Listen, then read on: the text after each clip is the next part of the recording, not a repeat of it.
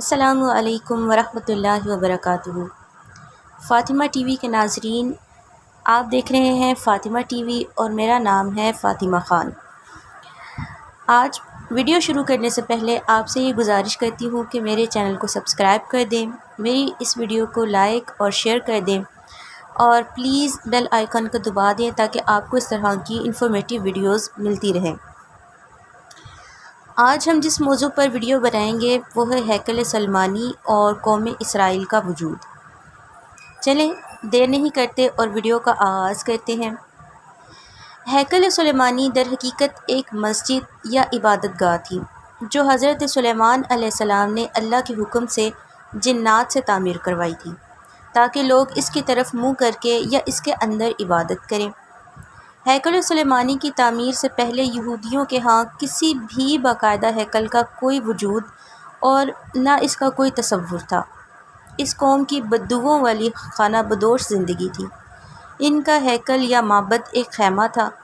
اس خیمے میں تابوت سکینہ رکھا ہوا تھا جس کی جانب یہ رخ کر کے عبادت کیا کرتے تھے۔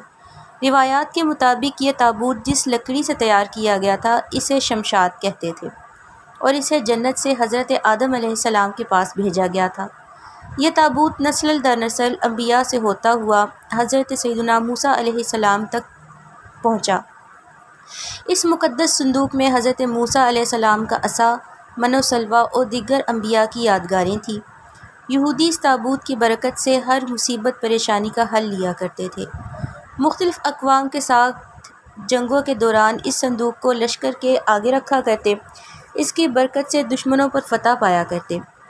جب حضرت داؤد علیہ السلام کو بادشاہت عطا ہوئی تو آپ نے اپنے لیے ایک باقاعدہ محل تعمیر کروایا۔ ایک دن ان کے ذہن میں خیال آیا کہ میں خود تو محل میں رہتا ہوں جبکہ میری قوم کا معبد آج بھی خیمے میں رکھا ہوا ہے۔ یہ بائبل کی روایت ہے۔ جیسے بائبل میں ہے کہ بادشاہ نے کہا، میں تو دیوار کی شاندار لکڑی سے بنے ہوئے ایک محل میں رہتا ہوں مگر خداوند کا تابوت ایک خیمے میں پڑا ہوا ہے۔ چنانچہ آپ نے ہیکل کی تعمیر کا ارادہ کیا اور اس کے لیے ایک جگہ کا تعین کیا گیا۔ ماہرین نے آپ کو مشورہ دیا کہ اس ہیکل کی تعمیر آپ کے دور میں ناممکن ہے، آپ اس کا ذمہ اپنے بیٹے حضرت سلیمان علیہ السلام کو دے دیجیے۔ چنانچہ حضرت سلیمان علیہ السلام نے اپنے دور حکومت کے چوتھے سال میں اس کی تعمیر کا باقاعدہ آغاز کیا۔ آج اس کی بناوٹ اور مضبوطی سے اندازہ کیا جا سکتا ہے کہ یہ تعمیر انسانوں کے بس کی بات ہی نہیں تھی۔ اتنے بھاری اور بڑے پتھروں کو ان جنات کی طاقت سے چنا گیا تھا جن پر حضرت سلیمان علیہ السلام کی حکومت تھی۔ ہیکل کی پہلی تعمیر کے دوران ہی حضرت سلیمان علیہ السلام اس دنیا سے رخصت ہو گئے، لیکن جنات کو پتہ نہ چل سکا اور انہوں نے ہیکل کی تعمیر مکمل کر دی۔ یہ واقعہ آپ نے پہلے بھی پڑھا ہوگا تو اس لیے ہم اس کی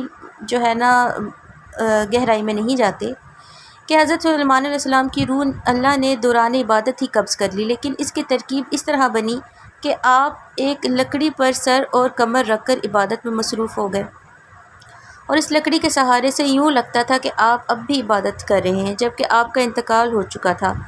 بہرحال یہ ہیکل، معبد یا مسجد بہت عالیشان اور وسیع و عریض تعمیر کی گئی تھی۔ حضرت سلیمان علیہ السلام کی وفات کے بعد اس میں 3 حصے کر دیے گئے تھے۔ بیرونی حصے میں عام لوگ عبادت کیا کرتے تھے، اس سے اگلے حصے میں علماء جو کہ انبیاء کی اولاد میں سے ہوتے ان کی عبادت کی جگہ تھی۔ اس سے اگلے حصے میں جسے انتہائی مقدس سمجھا جاتا تھا، اس میں تابوت سکینہ رکھا تھا۔ اس حصے میں کسی کو بھی داخل ہونے کی اجازت نہیں تھی سوائے سب سے بڑے عالم پیش امام کے۔ وقت گزرتا رہا، اس دوران بنی اسرائیل میں پیغمبر مبعوث ہوتے رہے۔ یہ قوم بد سے بدتر ہوتی رہی۔ یہ کسی بھی طرح اپنے گناہوں سے توبہ طائب ہونے پر یا ان کو ترک کرنے کے لیے تیار ہی نہیں تھی۔ یہ ایک جانب عبادت کیا کرتے، دوسری جانب اللہ کے احکام کی صریح خلاف ورزی بھی کرتے رہے۔ ان کی اس دو رخی روش سے اللہ پاک ناراض ہو گیا۔ ان کے پاس ایک بہت بڑی تعداد میں انبیاء بھی بھیجے گئے لیکن یہ قوم سدھرنے کو تیار نہ تھی، حتیٰ کہ ان کی شکلیں تبدیل کر کے بندر اور سور تک بنائی گئی، لیکن یہ گناہوں سے باز نہ آئے۔ تب اللہ نے ان پر لعنت کر دی۔ بخت نصر نے ان کے ملک پر حملہ کیا، ان کا ہیکل مکمل طور پر تباہ و برباد کر دیا۔ ہیکل میں سے تابوت سکینہ نکالا 6 لاکھ کے قریب یہودیوں کو قتل کیا، تقریباً 2 لاکھ یہودیوں کو قید کیا اور اپنے ساتھ بابل یعنی عراق لے گیا۔ شہر سے باہر یہودیوں غلاموں کی ایک بستی تعمیر کی جس کا نام تل ابیب رکھا گیا۔ 70 سال تک ہیکل صفحہ ہستی سے مٹا رہا۔ دوسری طرف بخت نصر نے تابوت سکینہ کی شدید بے حرمتی کی اور اسے کہیں پھینک دیا۔ کہا جاتا ہے کہ اس حرکت کا عذاب اسے اس ملک کو اس طرح ملا کہ ایران کے بادشاہ سائرس نے بابل یعنی عراق پر حملہ کر دیا اور بابل کے ولی عہد کو شکست فاش دے کر بابلی سلطنت کا مکمل خاتمہ کر دیا۔ سائرس ایک نرم دل اور انصاف پسند حکمران تھا۔ اس نے تل ایبب کے تمام قیدیوں کو آزاد کر کے ان کو واپس یروشلم جانے کی اجازت دے دی اور ساتھ میں ان کو ہیکل کے نئے سرے سے تعمیر کی بھی اجازت دے دی۔ ساتھ میں اس کی تعمیر کے لیے ہر طرح کی مدد فراہم کرنے کا وعدہ بھی کر لیا۔ چنانچہ ہیکل کی دوسری تعمیر 537 میں شروع ہوئی، لیکن تعمیر کا کام سر انجام دینے والوں کو اپنے ہم وطن دشمنوں کی اتنی زیادہ مخالفت کا سامنا کرنا پڑا کہ تعمیراتی کام جلد ہی عملی طور پر بند ہو گیا اور دارا اول کے دور حکومت تک مداخلت ہی کا شکار رہا۔ اس کی حکمرانی کے دوسرے سال میں حضرت زکریا علیہ السلام نے وہاں کے گورنر زوروبابل اور سردار کاہن یوشوا یعنی یوشع کی حوصلہ افزائی کی کہ وہ ہیکل کی تعمیر ثانی کی دوبارہ کوشش کریں۔ انہوں نے مثبت رد عمل کا اظہار کیا اور پوری قوم کی پرجوش تائید اور ایرانی حکام اور بذات خود بادشاہ کی عشیرآباد سے ہیکل ثانی اپنی اضافی تعمیرات سمیت 4.5 سال کے عرصے میں تکمیل کو پہنچا۔ لیکن اس بار اس میں تابوت سکینہ نہیں مل سکا۔ اس کے بارے آج تک معلوم نہیں ہو سکا کہ بخت نصر نے اس کا کیا کیا۔ کچھ لوگوں کا کہنا ہے کہ اس مقدس صندوق کی مزید توہین سے بچانے کے لیے اسے اللہ پاک کے حکم سے کسی محفوظ مقام پر معجزانہ طور پر چھپا دیا گیا جس کا کسی انسان کو علم نہیں، لیکن یہودی اس کی تلاش میں پورے کرۂ ارض کو کھود ڈالنا چاہتے ہیں۔ ایک اور دلچسپ بات، عام طور پر تاریخ دان ہیکل کی 2 دفعہ تعمیر اور 2 دفعہ تباہی کا ذکر کرتے ہیں۔ تاریخ کے مطالعے سے ایک بات میرے سامنے آئی ہے کہ ایسا نہیں، اس ہیکل کو 3 بار تعمیر کیا گیا، لیکن اس کے ساتھ بھی ایک دلچسپ کہانی وجود میں آئی۔ ہیروڈس بادشاہ جو کہ حضرت عیسیٰ علیہ السلام کی پیدائش سے چند سال پہلے کا بادشاہ ہے، اس نے جب اس کی بہتر طریقے سے تعمیر کی نیت کی تو یہودیوں کے دل میں ایک خوف پیدا ہوا کہ اگر اسے نئے سرے سے تعمیر کے لیے گرایا گیا تو دوبارہ تعمیر نہیں ہوگا۔ ہیروڈس نے اس کو بہلانے کے لیے کہا کہ وہ صرف اس کی مرمت کرنا چاہتا ہے، اسے گرانا نہیں چاہتا۔ چنانچہ سن 19 میں اس نے ہیکل کی ایک طرف کے حصے کو گرا کر اسے تبدیلی کے ساتھ اور کچھ وسیع کر کے تعمیر کروایا۔ یہ طریقہ کامیاب رہا اور یوں یہودیوں کی عبادت میں خلل ڈالے بغیر تھوڑا تھوڑا کر کے ہیکل گرایا جاتا اور اس کی جگہ نیا اور پہلے سے مختلف ہیکل وجود میں آتا رہا۔ یہ کام 18 ماہ میں مکمل ہوا۔ یوں تیسری بار ہیروڈس کے ذریعے ایک نیا ہیکل وجود میں آ گیا۔ کچھ عرصہ بعد حضرت عیسیٰ علیہ السلام کا ظہور ہوا۔ اللہ کے رسول ہر ایک بار پھر یہودیوں نے حسب معمول مظالم کے پہاڑ توڑنے شروع کر دیے۔ دراصل وہ اپنے مسیحا کے منتظر تھے جو دوبارہ آ کر ان کو پہلے جیسی شان و شوکت عطا کرتا۔ حضرت عیسیٰ علیہ السلام کے مصلوب ہونے کا واقعہ پیش آیا۔ آپ کے مصلوب ہونے کے 70 سال بعد ایک بار پھر یہودیوں پر اللہ کا شدید عذاب نازل ہوا۔ اس بار اس عذاب کا نام ٹائٹس تھا۔ یہ رومی جنرل بابل کے بادشاہ بخت نصر سے بھی زیادہ ظالم ثابت ہوا۔ اس نے ایک دن میں لاکھوں یہودیوں کو تہہ تیغ کر دیا۔ اس نے ہیروڈس کے بنائے ہوئے عظیم الشان ہیکل کی اینٹ سے اینٹ بجا دی اور یہودیوں کو ہمیشہ کے لیے یروشلم سے نکال باہر کیا۔ یہودی پوری دنیا میں بکھر کر اور رسوا ہو کر رہ گئے۔ کم و بیش 1800-1900 سال تک بھٹکنے کے بعد برطانیہ نے جب فلسطین پر قبضہ کیا تو ساتھ ہی ایک ناجائز بچے اسرائیل کو فلسطین میں جنم دے دیا، اور یوں صدیوں سے دھکے کھانے والی قوم کو ایک بار پھر اس ملک اسرائیل میں اکٹھے رہنے کی اجازت مل گئی۔ لیکن یہ قوم اپنی ہزاروں سال پرانی گندی فطرت سے باز نہ آئی۔ یہ برطانیہ کے جنم دیے ہوئے اسرائیل تک محدود نہ رہے، ایک بار پھر ہمسایہ ممالک کے لیے اپنی فطرت سے مجبور ہو کر مصیبت بننے لگے۔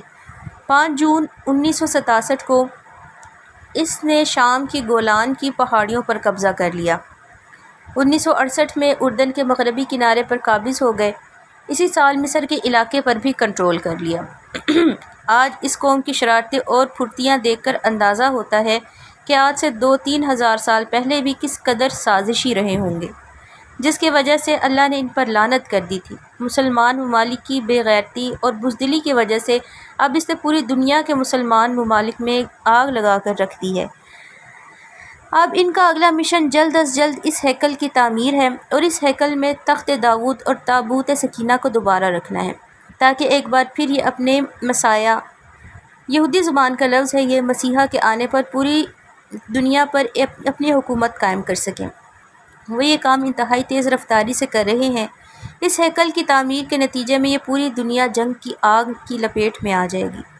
امریکہ کے صدر ڈونلڈ ٹرمپ کا اسرائیل کے دارالخلافہ کی تبدیلی کا اعلان بھی اسی سلسلے کی ایک کڑی ہے، لیکن مسلمان اقوام کو کوئی پرواہ نہیں۔ آپ اندازہ کیجئے کہ یہودیوں کو جس بستی تل ابیب میں بخت نصر نے قیدی بنا کر رکھا تھا، وہ اب اس کو آج تک نہیں بھولے۔ انہوں نے اسرائیل بنانے کے بعد اپنے ایک شہر کا نام تل ابیب رکھ لیا ہے۔ جب ہم مسلمان اس مسجد اقصیٰ کو بھی بھول چکے ہیں جہاں ہمارے نبی کریم علیہ الصلاۃ والسلام نے معراج کا سفر شروع کیا تھا، یہودی آج تک بار بار گرائے گئے ہیکل کو نہیں بھولے، حتیٰ کہ اس میں رکھے تابوت سکینہ کی تلاش میں پوری دنیا کو کھود دینا چاہتے ہیں، جبکہ ہم کو یہ بھی یاد نہیں کہ عراق میں کتنے انبیاء اولیاء کے مزارات پچھلے کچھ عرصہ میں بم لگا کر شہید کر دیے گئے۔ وہ بھی اس تنظیم داعش نے کیے ہیں، جن کے تانے بانے اسرائیل سے ملتے جلتے ہیں، جن کے لیڈر ابو بکر بغدادی کا بیان تھا کہ خدا ہمیں اسرائیل کے خلاف جہاد کا حکم نہیں دیتا۔ اس تنظیم کی ساری توجہ مسلمانوں کو مارنے میں ہی لگی رہی اور اب تک ہے۔ کبھی مکے اور مدینے پر حملے کی دھمکیاں دیتے ہیں اور کبھی انتشار پھیلانے کے لیے مسلمان ملکوں پر بم گراتے رہتے ہیں۔ اللہ تعالیٰ ہمیں اپنے اسلام کے ساتھ اور اپنے مسلمانوں کے ساتھ سنسیئر ہونے کی توفیق دے، ورنہ تو کوئی حال نہیں۔ اور یہودی اگر کسی پر قابض ہو جائیں تو پھر اللہ ہی بچائے۔ اللہ تعالیٰ ہمیں یہودیوں کے اور نصرانیوں کے سب کے مکر و فریب سے بچائے۔ آپ کو یہ ویڈیو کیسی لگی کمنٹس میں ضرور بتائیے گا اور میری اس ویڈیو کو لائک ضرور کیجیے گا۔ السلام علیکم ورحمۃ اللہ وبرکاتہ۔